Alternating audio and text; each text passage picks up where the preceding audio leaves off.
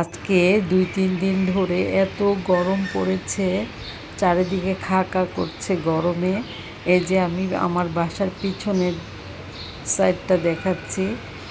এখানে বাহিরের দিকে তাকালে এত রোদ বাহিরে।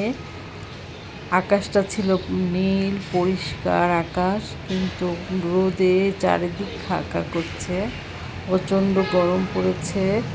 তো আমি কিচেনে এসে আমি করলা ভাজি করলাম, একটু সবুজ সবুজ করে আলু দিয়ে ভাজি করেছি।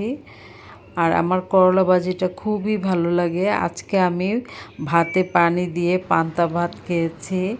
পেঁয়াজ নিলাম, তারপরে একটা শুকনো মরিচ পুড়ে নিলাম। শুকনো মরিচটা পুড়েছি যেহেতু, এই জন্য ভাতটা একটু কালো দেখাচ্ছে, কিন্তু খেতে দারুণ লেগেছে। এত ভালো লেগেছে আজকে আমার খেতে করলা ভাজি। তারপরে একটা কই মাছ ভাজা নিয়েছিলাম সাথে, খুবই টেস্টি লেগেছে।